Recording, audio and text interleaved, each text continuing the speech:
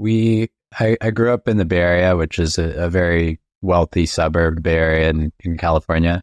And, one time when I traveled back, I had an Uber driver call the specific town that I grew up in, Disneyland. And I thought it was like so appropriate because everything there is kind of perfect. Like all the houses are new builds. And so yeah, I didn't really have any exposure other than like it seemed like everyone had money and it wasn't ever an issue, which is interesting because like then when I got to college and okay, now I'm managing my money on my own. I'm I have to take out student loans to pay for it. I had no idea what I was doing. And Alex, how about you? Was it a similar situation? Did you grow up in a similar area or was it totally different? Yeah, it was kind of a different situation. So I grew up the first 9 years of my life in Phoenix, Arizona, went to a private school. And in that environment, my family was like relatively one of the poorest. Like we weren't poor off by any means, but just in a private school environment, there are people who are making millions and billions a year and sending their kids there. And then when I turned 9 or 10, we moved up to North Idaho. And it kind of flipped. We moved to Coeur d'Alene, which was a super small town at that point. It was 40,000 people still.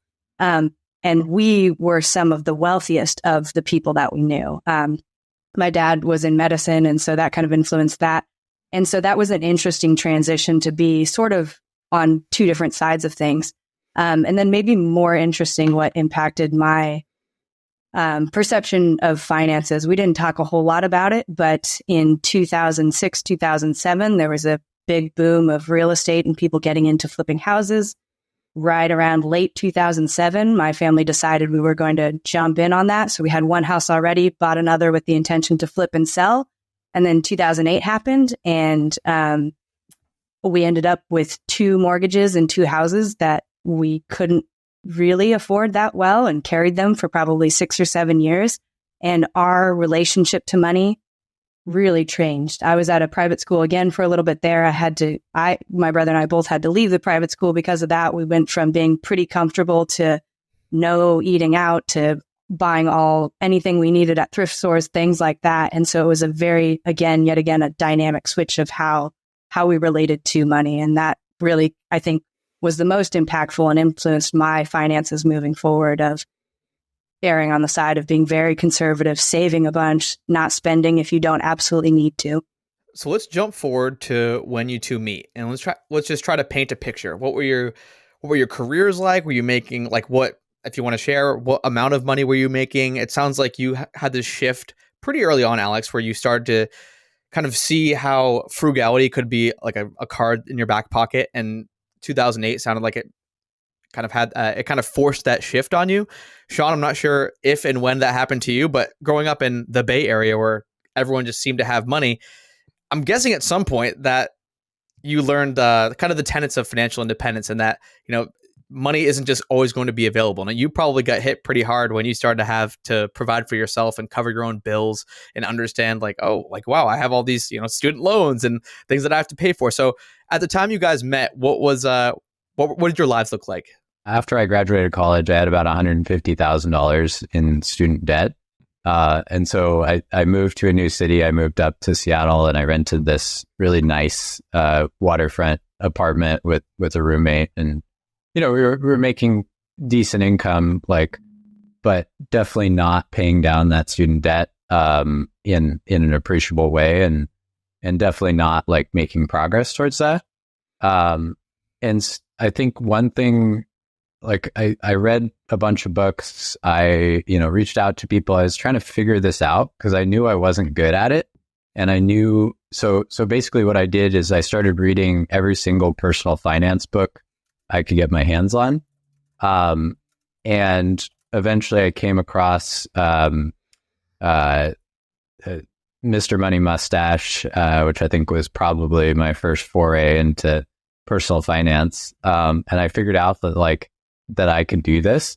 But I would need to change my lifestyle in a significant way. So that was the first thing that I did. I moved out of my apartment. I rented a 8-bed, 2-bath apartment. And I rented out all of the rooms in there to other college students. So this was like a university housing apartment. And I literally made every single mistake that a new landlord could make. I didn't screen my tenants. One of my tenants was he actually came like straight from the homeless shelter. So like I had someone that was bipolar. Like it was a very stressful and difficult situation. And that's how I learned like what I didn't want and kind of like how to do this better. So I went from this like paying for a fancy apartment to, okay, I've got this 8-bed house. I rented out all 8 rooms for $800. And then I think my rent on the place was $3,500. So we were making decent money off it, but it was probably one of the most stressful times of my life, just dealing with all of these issues. And so I learned from that, like, okay, maybe I can do this a little bit better. I'm going to try doing a house hack. I had been reading a book called The House Hack Strategy by Craig Curlop. I reached out to Craig. I got coffee with him, and he recommended a bunch of other books. So I went and read all those books, and I was like, okay, there's a way to do tenant screening. I can get background checks. I can get credit score. And so I went out and bought my own house. I think I put 3% down or something. And then rented out the rooms to 3 other people. And these people, these roommates are like lifelong friends to this day. Like one of them was the best man at my wedding. Another one is one of our closest friends. And it was just like a testament to like, if you spend the time to do the screening and get people that you really, really want to live with, then you can, your life will just be so much more enjoyable and stress-free. And so when I met Alex, I was actually living in this house, and I think I was in the process of renting out the rooms. And it's funny because like when we first met, I was moving from room to room as I rented them. And so I just had a mattress and a duffel bag. And I would like rent one room and move to the next room. And someone would tour and say, oh, I think I'll like this room. He's like, okay, I got to move out of that one into the next one because they wanted to rent that room and he could maybe rent it for a little bit more. Yeah. And so, Alex, was that your first foray? When you meet Sean at this point, is that your first time kind of getting introduced to a concept of maybe like financial independence or someone trying to retire early? And if not, like what was your first introduction to it? Yeah. So on the very other end of the spectrum, maybe when I graduated college, I was in Seattle and spent the first 4.5 years of my professional career living on a boat on Lake Union. And so the rent and the mortgage was a lot less expensive than most of the things that you'd find in the Seattle area at the time. And just the marina culture was a little bit different. And so people I knew at that point, especially people you might also find living on boats and marinas, were particularly interested in financial independence. So that's when I was living at the marinas, when I got introduced to Mr. Money Mustache and some of those other things. And during the period that I lived there, I was able to stack away a decent amount in savings while still getting to travel and do, a bunch of other things at the same time without living too frugally. And it wasn't until I decided to go back to grad school that I realized living in a boat in the wintertime, studying all the time in Seattle was just like a little too confined. So I moved out, got an apartment, walking distance from where I was working at the time, and actually kept the boat for a few months after that. I was rover sitting to offset the mortgage costs, and it ended up deciding to sell the boat at that point, lived in that apartment for a little bit, and then went into a roommate housing situation to save up for my first home purchase. So when I met Sean, I was house shopping already. And shortly after I met him, it was probably my 12th offer that I put in on a place, but bought the house that we're in right now. And that's kind of where we transitioned from. And Alex, how much did you buy that sailboat for, and how much did you sell it for? I bought the sailboat for $6,500 out on the peninsula in Seattle. So we ended up, a neighbor of mine at the time was a flight instructor. So we flew out there and sailed it back when I picked it up. It was a 7-hour sail.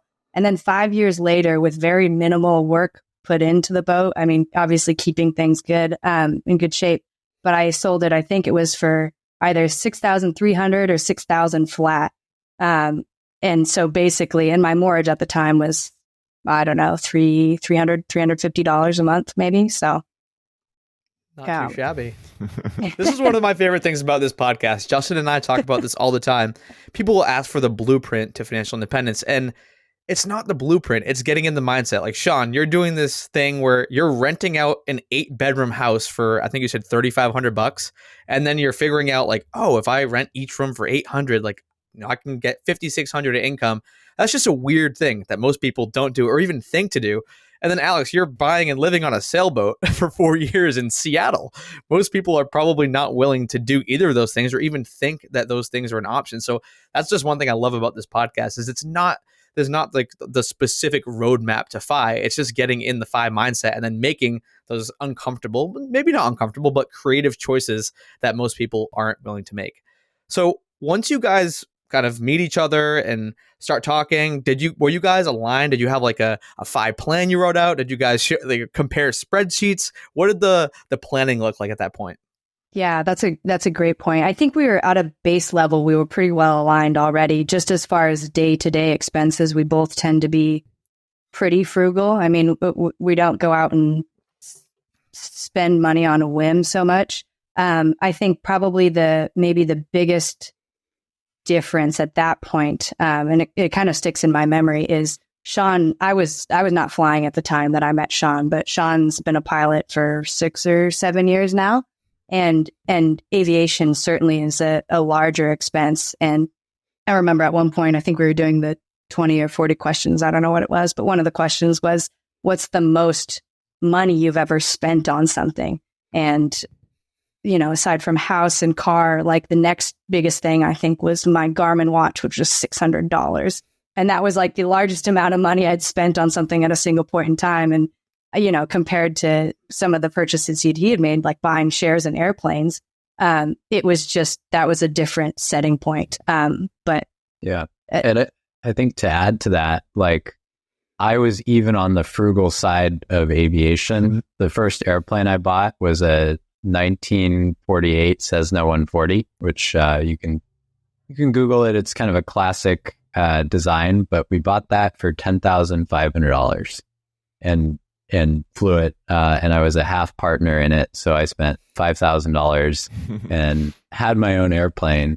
Now, obviously, there was a lot more expenses that went into maintenance and keeping it insured and airworthy. But like, this was like, we were trying to make this, you know, as frugal and efficient as possible. And I think the cool thing, like, if you get really into anything at all, you can kind of figure out ways to do it for cheaper or for free. So the next goal after we met was, okay, how do we get this flying expense down? Because otherwise we're never going to be able to reach FI.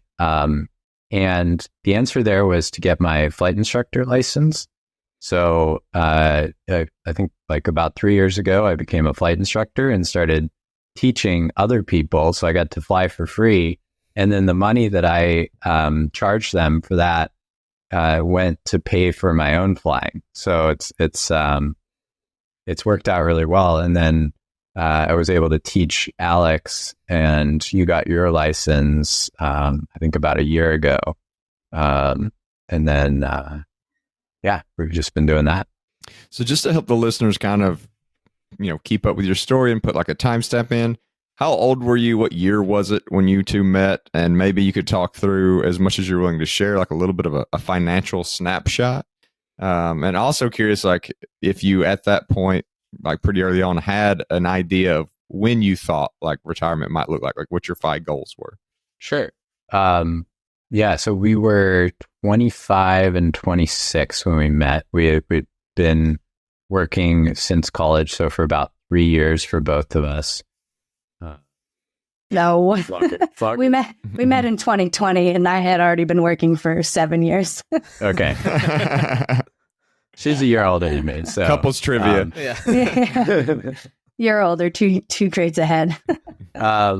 So we'd been working. We had both of us had a fair amount stocked away in our 401k, but I still had a fair amount of student debt, and so we were still at the probably like I don't know an exact number, but $100,000 to $200,000 net worth level. We were kind of starting just to, we had 2 mortgages at that time because we both owned houses. Mine, I had renters, but it was still extra on top of that.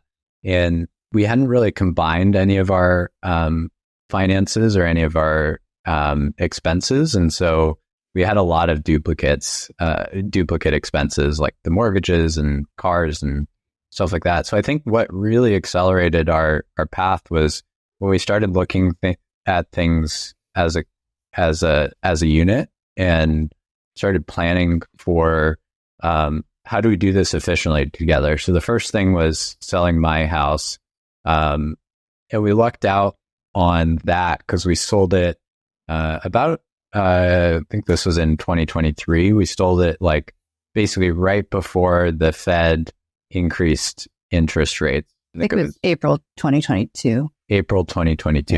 Yeah. And then the other thing, I think you've talked about this on the show before, but if you own a house and it's been your primary residence for at least 2 years out of the last 5 years, there's a $250,000 capital gains exemption. So I was able to sell the house at a really good time in the market, and there was this tax exemption. And so what I did, and probably not the most financially efficient decision, but I decided to use that money just to pay off all of the student loans. And I did that because I wanted, my finances to be simpler, and I wanted to get us from that path of like where we were paying off a lot of debt to where we could start really amassing money. And from an investment standpoint, so after you pay off all the student loan debt, were you debt free at that point, Alex? Or at least, barring monthly credit card expenses or just like small personal things like that. But did you have student loan debt? Did you have any other big amounts of debt? I still have a little bit of student loan debt right now. It's between my undergrad and graduate. So I've probably got around 50,000 total of student loan debt. But we knocked out all of Sean's, which was pretty substantial. Yeah, I think it was around 150. Yeah. And then when we sold the house, it was down to around 50. So yeah. So really, I mean, the only debt we have at this point is the house. So just the mortgage on the house, and then my outstanding student debt.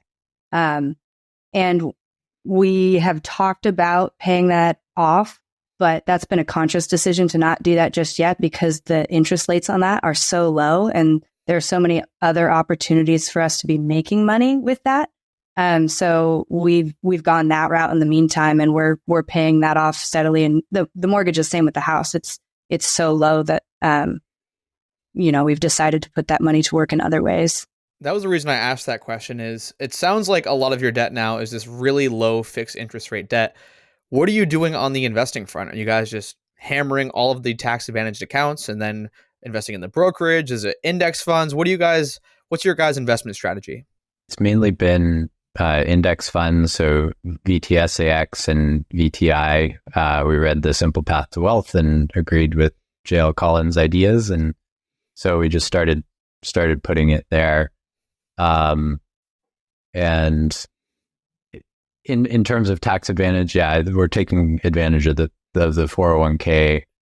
We haven't implemented any of the mega backdoor or backdoor Roth conversions. I think that's probably like the next step for us, but we've been putting money into taxable brokerage and 401ks. Yeah, and I already have a pretty substantial amount of the Roths from early in my career where I max those out every year. So kind of my plan was max out the Roth, max out the 401k match, and then usually a little bit on top of that. And then also, I'm big into systems. So I just basically right off the top would always skim money away into savings or other different accounts. And then have at each place I've worked, taken advantage of some sort of employee stock ownership as well, whatever discounts offered there.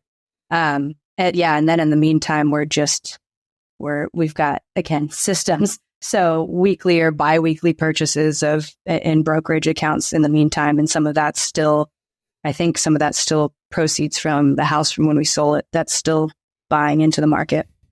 Yeah. I think one thing that's interesting about us is we're not naturally frugal.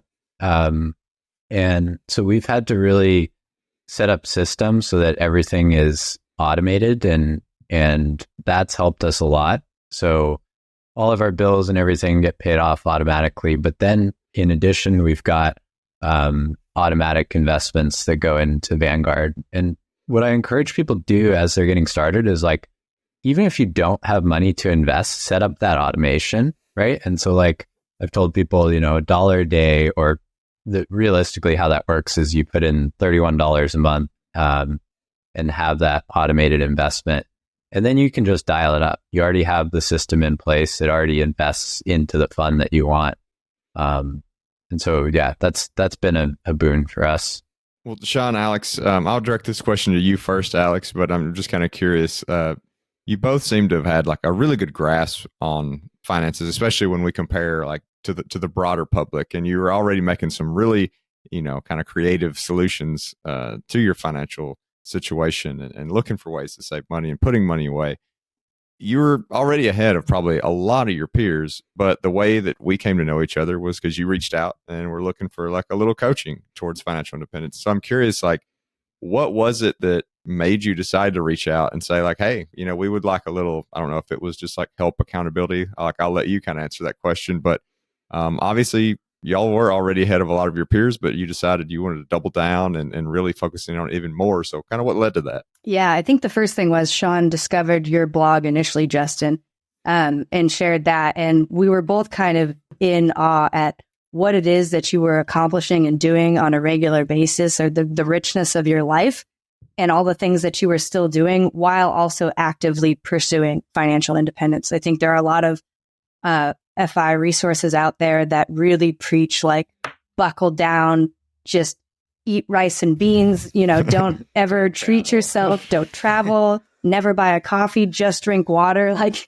very, very aggressive. And that it works. People do that and it works. And I think something that we had struggled with is there are just so many things that we love and enjoy. And when you look at that proposition of what financial independence looks like, you're staring in the eyes like you're going to have to sacrifice potentially some of those things. Like if you take that model and try to overlay a passion for general aviation, not just like a flying career, but just a passion for doing that, those two can't coexist, at least in that model and framework. So it wasn't all the same things that you were doing, Justin, but we saw somewhat of a reflection, and what you were doing resonated with us of here's a path to be very intentional about your financial independence and still keep the richness and depth of your life. So we saw that. We saw you were opening coaching opportunities. And really part of it was we have conversations like this on probably a weekly, monthly basis. Sean and I do, talking about our vision, our direction. And sometimes it's just so helpful to have a fresh set of eyes of, third party looking in, some sense of accountability, some sense of like, have you ever thought of thinking about something a different way? And I think that's where we saw a lot of benefit from our conversations with you. And just for timeline for listeners, I think we reached out in March or April it was, of the year that we were getting married. We got married last year. And so it was leading up to the wedding. And we were already, kind of in the midst of where there were going to be some bigger expenses because of that. But we decided it was worth doing anyways, because that's life. There will always be something coming up. And part of what you offered us, Justin, is the tactical pieces, I think, are clear and sometimes obvious. And you've got, some sort of system around that. But where you really anchored us is, in order for all of that to come together in a way that really works for us, we have to have a really clear vision of what it is that we want and where we're going to propel us forward. I think we were thinking a little bit more of like a waterfall method of, once we figure out all of this financial independence, once we figure out the numbers, once we get here, then we can figure out what to do with our life. And we had all these ideas of what we could do, what the options were, but without settling on a particular vision, I think we lose some of that traction and motivation to keep charging towards that goal specifically.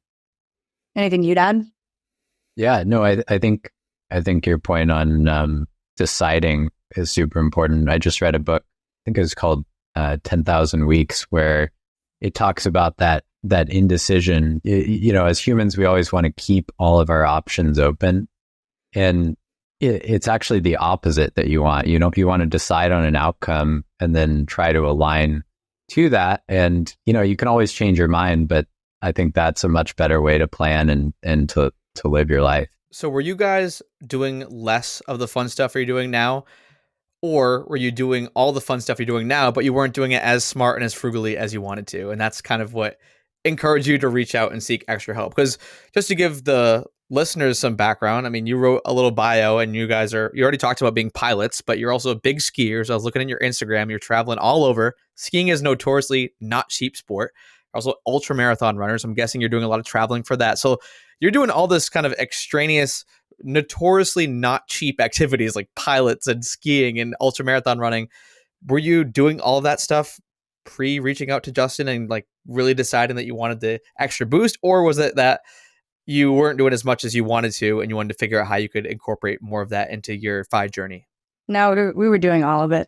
Yeah. we just I think it was just we were doing all of it and trying to find a better way, because it's kind of like that tension between the long-term goal and the immediate. Like we'd look at an opportunity to go fly somewhere, an opportunity to go run a race. It's like, well, I mean, we're not going to say no to that, but yeah, you also start to see some of those decisions line up and you can't help but wonder, is this in conflict with what we're trying to do 5 years from now? And how do we reconcile those two? Because if you're pulling two different directions, one of them will lose out eventually. And so instead of just, sort of like closing our eyes and just hoping it works out, figured we'd talk to somebody who's doing something similar and see where maybe our blind spots were in the whole process.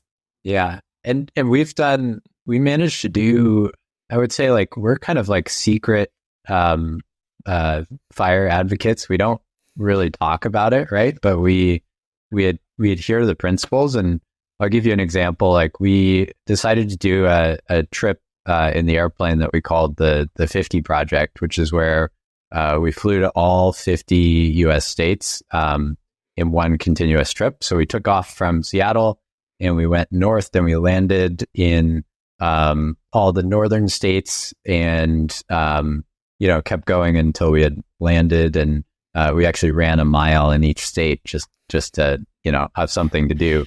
Why not? Yeah.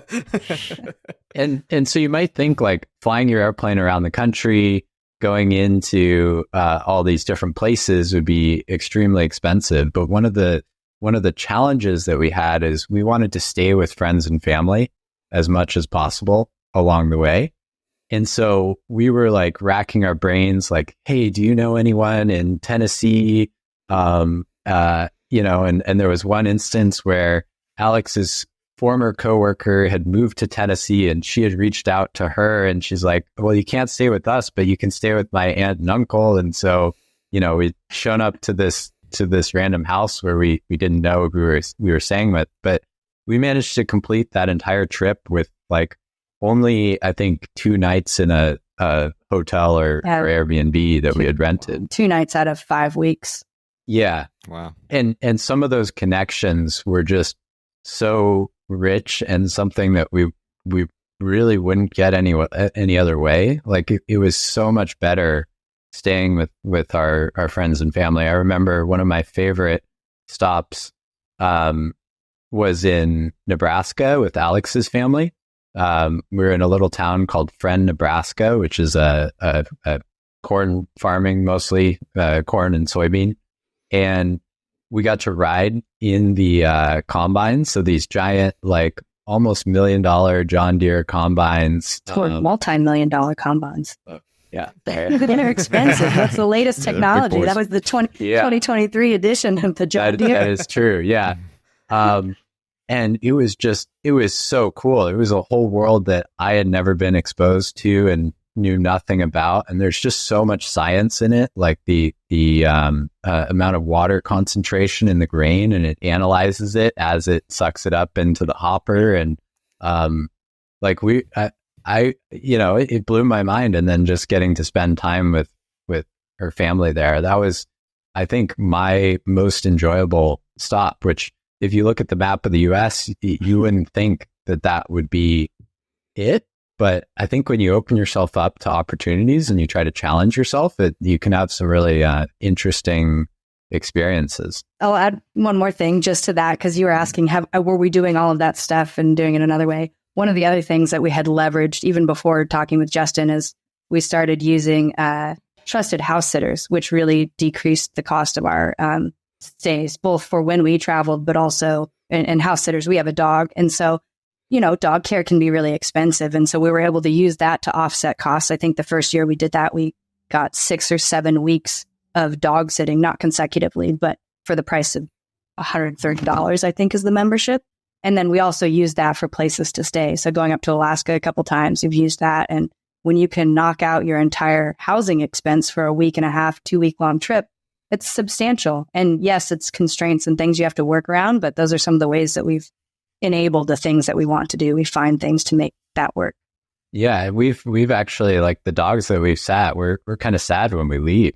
We grew attached to them. We went back and visited the owner of 2 of the dogs that we sat in Anchorage recently, because we were we'd spent a week with their dogs and gotten to know them. It was really enjoyable. Yeah, whether you're talking about like a dog that you end up actually missing, or like this random adventure, or this thing you get to learn about combines in Nebraska. That's one thing that I really love to share with people, is that sometimes we look at those situations where you're trying to figure out, how do we not stay in a hotel? How do we not do this? And people immediately look at that and think, man, that's so stressful. Like, I don't want to be cheap like that. I don't want to do that. But what they miss out on is all these different, like, random fringe things that you end up learning and getting exposed to that you would never get exposed to if you just continue to do the same thing that everyone else is doing, and you go to the same top 5 places to visit on the same lists. And and to me, being open to change and being open to like learning are so similar, because if you're open to truly learning, when you learn new things, it does change you. And so I just really think that's so cool, and it's such a good testament and such a good example of how it doesn't have to be stressful and this like extra mental pull if you don't let it. If you look at it from a positive standpoint, think about, this is going to allow us to stay at some places that no one else is staying at, to do some things that no one else is staying with. We're going to have local people who can show us around, instead of going down this mindset of like, oh no, we got to work with these people. We're not going to have a hot breakfast maybe, or yada. It's like, you can make it stressful, I guess, if you want it to be, but I think it's short-sighted. And when you really sit down and think about it logically, it's actually a lot more enjoyable, and you're saving money. Like, you can get both.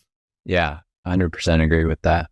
So what is the next couple of years, or not even the next couple of years, what does Fi look like to you guys? Are you enjoying the jobs you currently have? It sounds like you were able to take 5 weeks off, no problem, to do your 50-state tour in the plane. Are you guys work remote? Can you just travel and work anywhere, or what's the strategy with that? Yeah, we did actually work during the 5 weeks. Okay. That's probably another story in and of itself. That was another layer of complexity. But yeah, I think right now we're, I know I'll let you speak about your job. For myself, I'm looking for some new and different opportunities. I've been in the world of facilitation and continuous improvement, and mostly with larger companies. And I've just been really motivated and inspired by some of the people I see around me who are working a little closer with a mission that's close to their heart, and actually getting out and creating something of their, own design or invention, and going out and doing something of their own.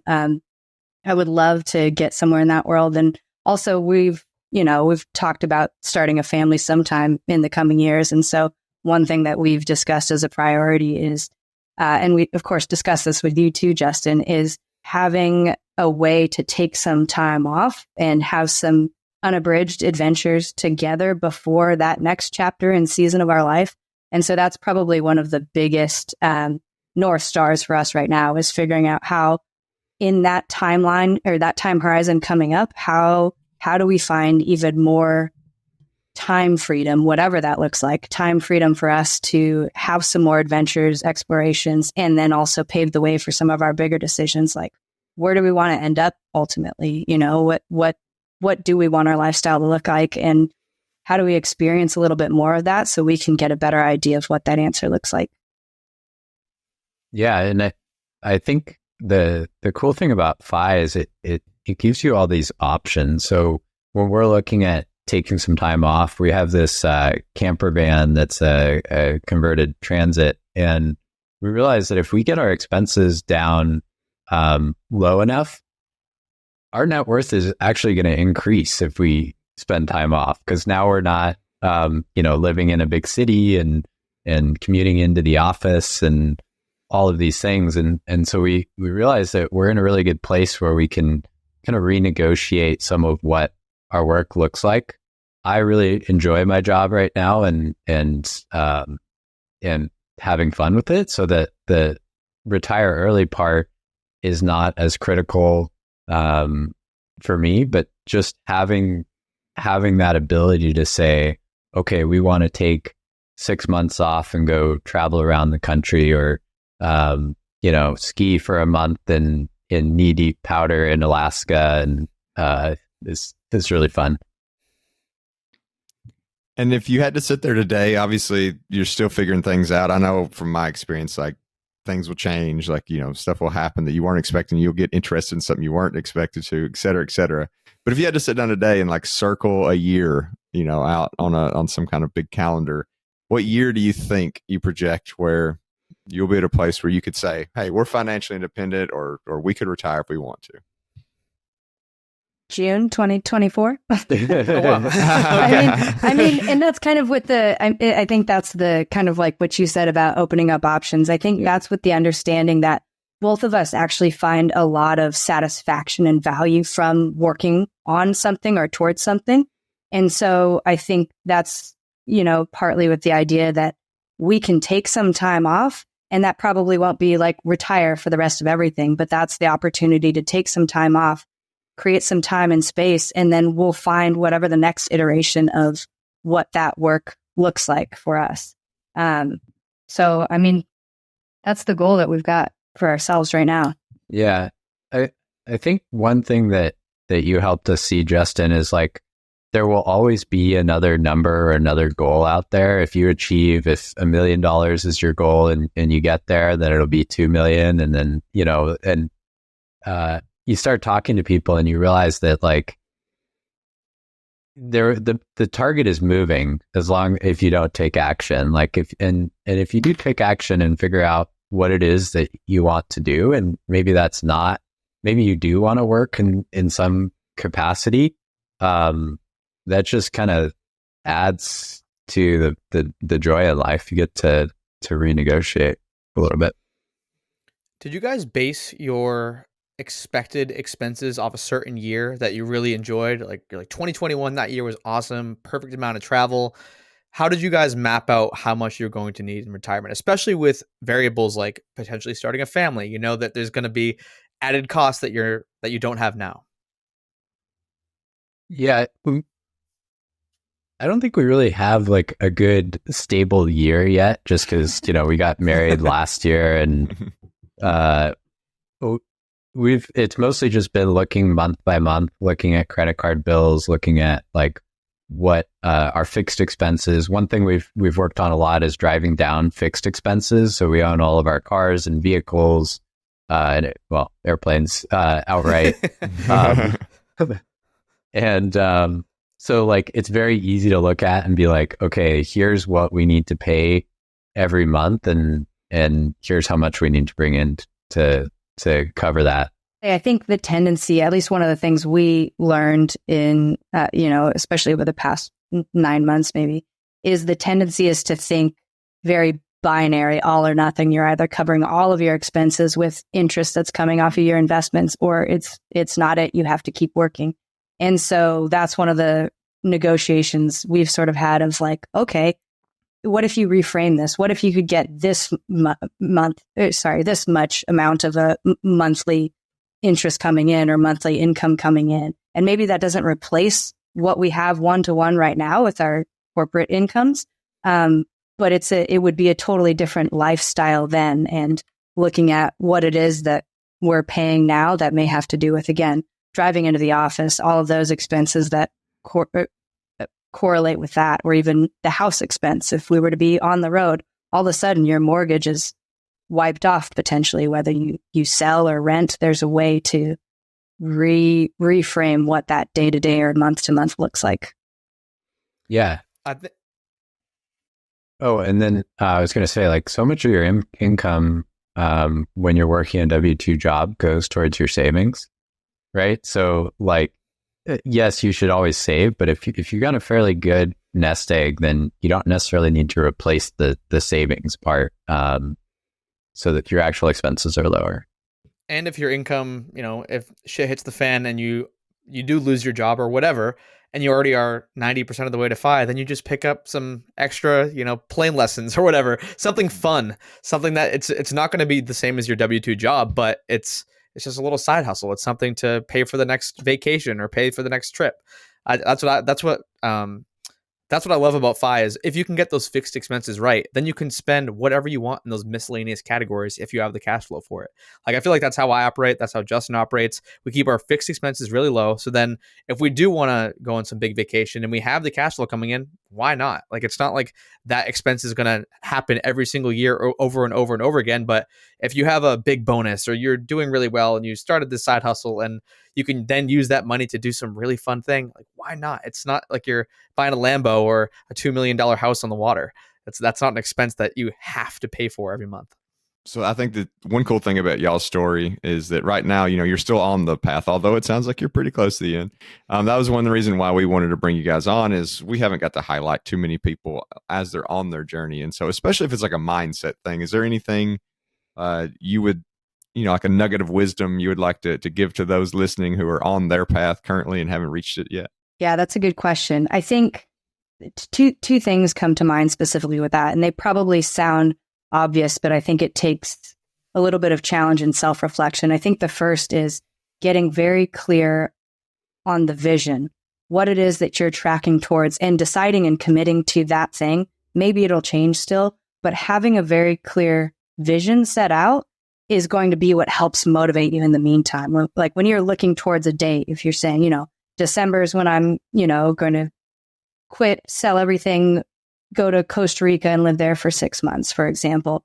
When that's the thing you're looking forward to, it makes it a lot easier to anchor your day-to-day and month-to-month decisions relative to that. I think that's one thing that we've tried to do in general, not only with the vision, but also building a framework that makes it really easy to make decisions on whether or not to do something. Like we were considering a trip earlier this month, and when we actually laid it all out there and put it in context of our anchoring decisions, it's like, as much as we would like to do this, we're going to say no, because here's where that's in conflict with some of the other things for the midterm goal. So number one is setting that vision and committing to a vision, not just saying, here's an idea of what I can do. Commit yourself in some way. Justin, one thing you did for us is made us sign against something, which is, I think actually what we signed against was probably July 2024. So it's probably pretty close. But that sort of accountability with yourself, I think, is really important. The second piece is the renegotiation or questioning of your assumptions. I think it's very easy to get caught in your own blind spots of what you assume to have to be true. Like your expenses will always be this much because you need to, afford a place to live, or this is what your groceries cost now.